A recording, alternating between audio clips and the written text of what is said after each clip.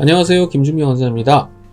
지난 영상에서 입냄새는 구강에서 나는 냄새도 있고 속에서 올라오는 냄새도 있다고 말씀을 드렸고, 또 이제 속에서 냄새가 올라오는 환자의 사례도 소개를 해드렸죠. 그럼 이제 속에서 냄새가 올라오는 환자는 구강에서는 냄새가 안 나느냐 하면 꼭 그런 건 아닙니다. 속에서 냄새가 올라오는 동시에 구강에서도 냄새가 나는 경우가 많습니다. 속에서 올라오는 냄새는 주로 위장의 문제인 경우가 많다고 말씀을 드렸는데, 위장이 안 좋을 때 구강 건조, 설태 증가 같은 증상이 같이 발생하기 때문에 구강에서도 냄새가 같이 발생할 때가 많습니다. 사례를 하나 소개시켜 드리겠습니다. 40대 환자분이셨는데 입냄새가 발생한 지는 한 15년 정도 되셨고, 중간중간에 심해졌다가 또 줄어들었다가를 계속 반복하고 계셨습니다. 환자분이 불편해하는 주증상은 주로 입마름, 속쓰림, 입냄새였습니다. 환자 스스로 입냄새를 자각하기보다는 입이 마르고 설태가 끼니까 구강이 텁텁하고 느낌이 불쾌해서 입냄새가 날 것 같다, 이렇게 환자는 느끼고 계셨습니다. 환자의 혀사진을 보겠습니다. 혀가 건조하고 설태가 많이 끼어 있는 그런 모습인데요.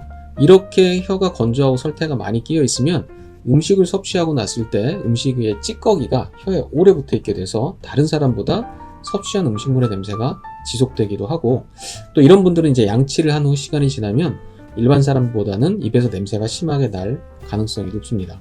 구취 측정 결과도 보겠습니다.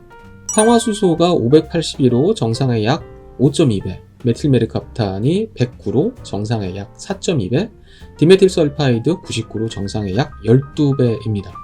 황화수소는 주로 구강이 불결하거나 양치질을 오래 안 했을 때 많이 측정이 되고, 메틸메르캅탄은 구강 내 염증 또는 위나 식도 쪽에 문제가 있을 때 많이 측정이 되는데, 두 가지 가스가 모두 5배, 4배 정도로 높습니다. 이 얘기는 구강 내 환경도 안 좋고 위장도 문제가 있을 가능성이 높다는 거죠. 디메틸설파이드는 섭취한 음식물들이 대사되는 과정에서 일시적으로 높아질 때도 있고, 또 소화 기능에 문제가 있을 때 그럴 때도 높게 나오는데, 이 환자 경우에는 이제 구강이 많이 건조해서 섭취한 음식물에 잔재가 많이 남아서 그날의 측정 결과가 높게 나왔을 가능성이 높습니다. 할리미터는 198로 정상의 2배 정도, 관능 검사에서는 심함 4.5로 판단을 했는데요.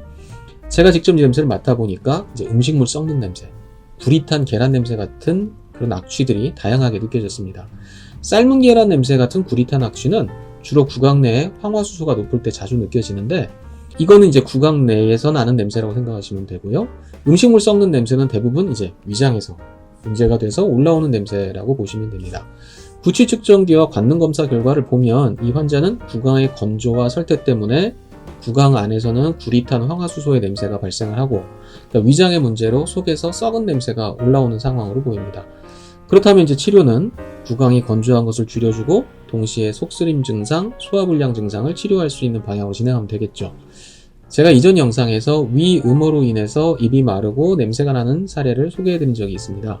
이분도 그 경우처럼 위음어로 인해서 구강이 건조하고 속도 쓰린 상황이기 때문에 이 환자분도 석곡, 산약, 맹문동, 위음어를 치료하는 약재들을 위주로 해서 속쓰림과 입마름, 입냄새를 치료해드렸습니다.